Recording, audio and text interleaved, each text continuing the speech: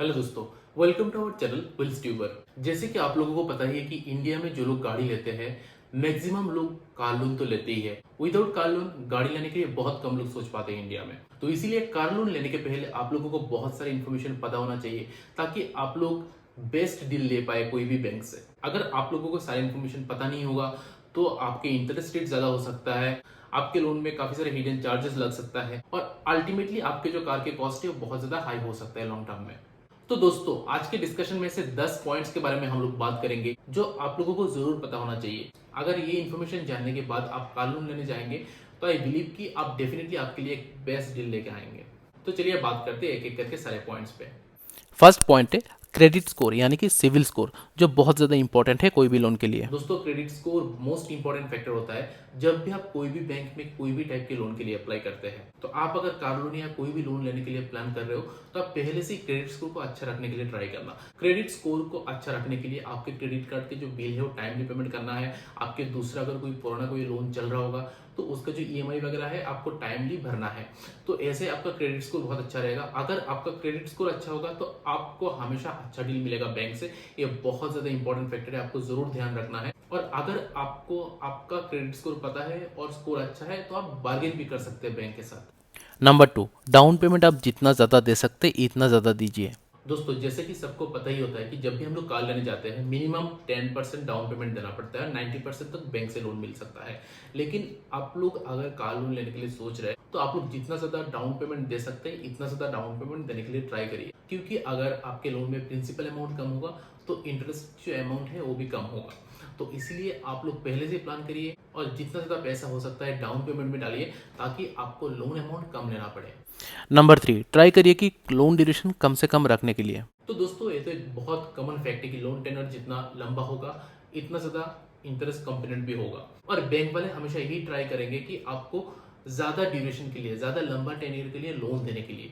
तो आप अपना जो ईएमआई है कितना भर सकते हैं पहले से प्लान करिए। आप डाउन पेमेंट कितना दे रहे हैं, आपको लोन कितना लेना है और ईएमआई कितना भर पाएंगे एट मैक्स मंथली, वो आपको पहले ही कैलकुलेट करना है।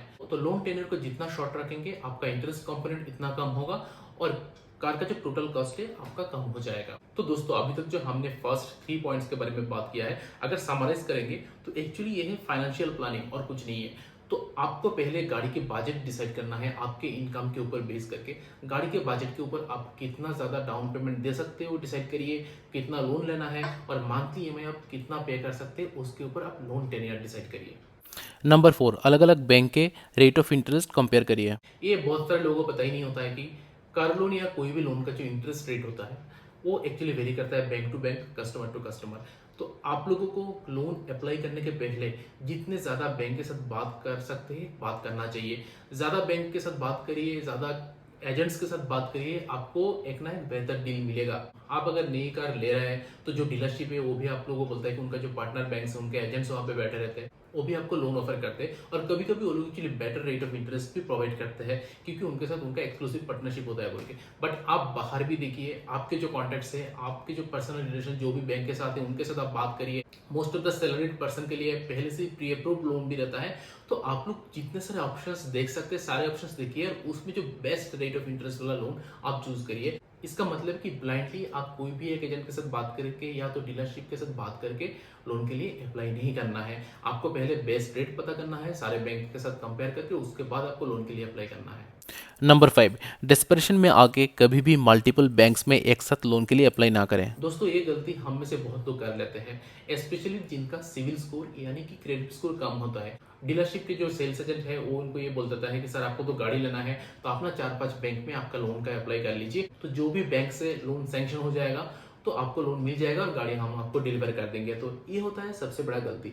अगर आपका क्रेडिट स्कोर ऑलरेडी लो है तो आप अगर 5 बैंक में लोन के लिए अप्लाई कर रहे हो तो आपको ये जानना जरूरत है कि कोई भी बैंक अगर क्रेडिट कार्ड देने के पहले या लोन देने के पहले आपको क्रेडिट स्कोर को एक्सेस करता है तो उससे भी आपका क्रेडिट स्कोर के ऊपर इफेक्ट आता है, क्रेडिट स्कोर कम होता है। तो अगर आप 5 बैंक में एक साथ अप्लाई कर दिया, कोई भी एक बैंक आपका क्रेडिट स्कोर एक्सेस कर रहा है और उसने रिजेक्ट कर दिया तो आपका सिविल स्कोर और कम हो जाएगा।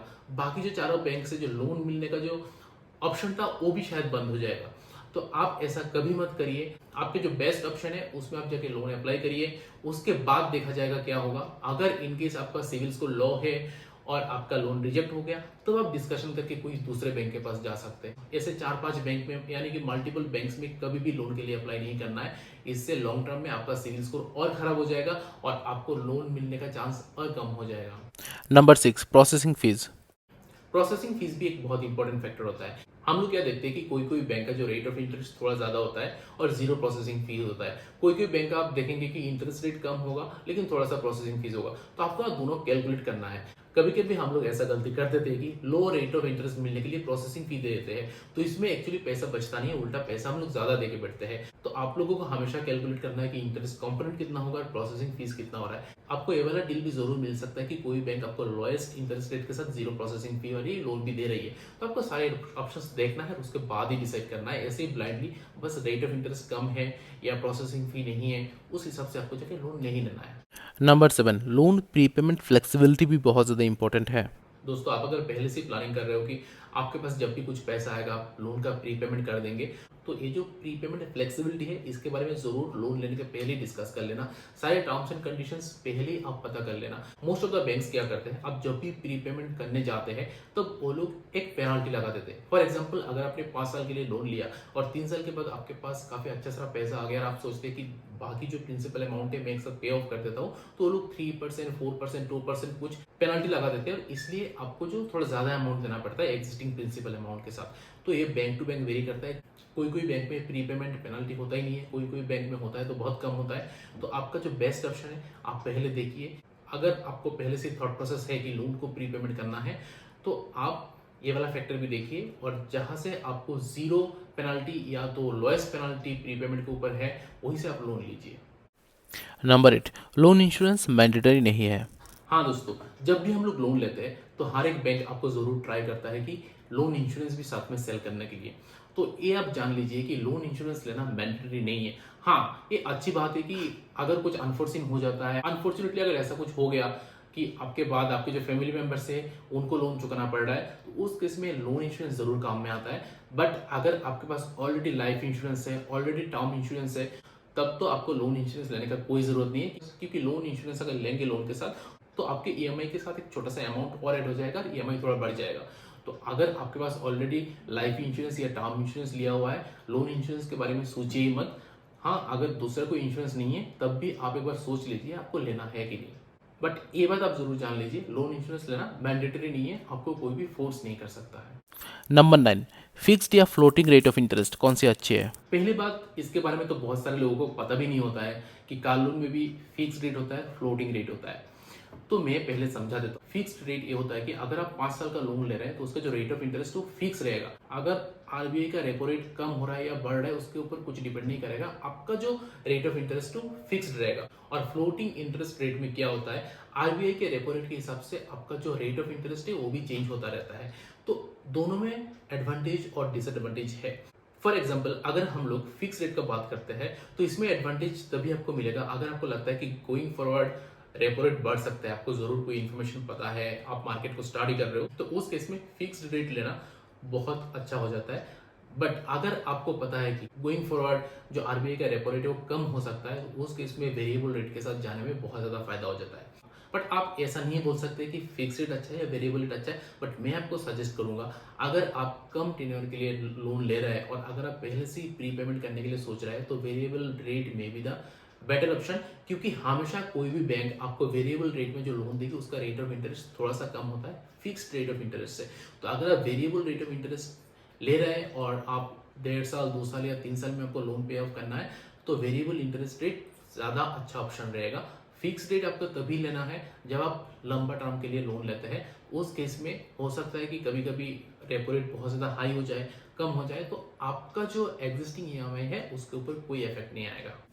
नंबर 10, लोन पेपर्स साइन करने के पहले टर्म्स एंड कंडीशंस अच्छे से पढ़ना है। Last but not the least, bank के एजेंट्स भी बहुत चालू होते हैं। वो लोग भी क्या करते हैं, आपके साथ बात कुछ और करेंगे फोन में कि ये कर देंगे, वो कर देंगे, रेट ऑफ इंटरेस्ट ये कर देंगे, प्रोसेसिंग फीस नहीं रहेगा, या तो जो प्रीपेमेंट पेनाल्टी नहीं रहेगा, कोई हिडन चार्ज नहीं है, लेकिन डॉक्यूमेंट्स में बहुत सारी चीज़ें एडिशनल लिख देते हो लोग। तो दोस्तों आप लोगों को ज़रूर सारे डॉक्यूमेंट्स अच्छे से पढ़ना है, एक एक टर्म्स एंड कंडीशंस को आपको सही से पढ़ना है। अगर अनफॉर्चुनेटली आपको पढ़ के सारे टर्म्स एंड कंडीशंस समझने में दिक्कत हो रहा है तो आप किसी और को दिखाइए डॉक्यूमेंट्स, कोई और से पढ़ाइए वो डॉक्यूमेंट्स, ताकि आपको सारे टर्म्स एंड कंडीशंस क्लियर हो जाए, बाद में लोन लेने के बाद आपको कोई पछतावा ना हो। तो इसलिए लोन के टर्म्स एंड कंडीशंस से रिलेटेड सारे डॉक्यूमेंट्स पढ़ना बहुत ज़्यादा इंपॉर्टेंट है। आप पहले सारे डॉक्यूमेंट्स पढ़िए, उसके बाद आप लोन के पेपर में साइन करिए। तो दोस्तों आई बिलीव कि आपको ये वीडियो अच्छा लगा। आप अगर ये सारी इन्फॉर्मेशन पहले से ही पता करके उसके बाद लोन अप्लाई करने के लिए जाते हैं तो आपको ज़रूर बहुत ज़्यादा फायदा होगा। आप काफ़ी सारे पैसे सेव कर सकते हैं बस लोन के ऊपर ही, क्योंकि अगर हम लोगों को पता नहीं होता है, हम लोग ज़्यादा रेट ऑफ इंटरेस्ट में लोन लेते हैं, या तो प्रोसेसिंग फीस देते हैं, या तो प्रीपेमेंट करने के टाइम में पेनल्टी देके बैठ जाते हैं, या तो बैंक वाले से अच्छे से बार्गेन नहीं कर पाते रेट ऑफ इंटरेस्ट के लिए। तो इसीलिए आपको पहले सारी इन्फॉर्मेशन पता करना है, उसके बाद आपको बैंक के पास जाना है, लोन के लिए अप्लाई करना है। वीडियो अगर अच्छा लगे तो लाइक करिए, दोस्तों के साथ शेयर करिए, कमेंट सेक्शन में बताइए ऐसा ही कोई और टॉपिक के ऊपर आपको वीडियो चाहिए कि नहीं। और एक रिक्वेस्ट है, चैनल को सब्सक्राइब जरूर कर देना, क्योंकि आप लोग अगर सब्सक्राइब करते हैं तो हम लोगों को बहुत ज़्यादा मोटिवेशन मिलता है और ऐसे हम लोग और नए नए अच्छे अच्छे वीडियोस आपके लिए लेके आ पाएंगे। Thank you.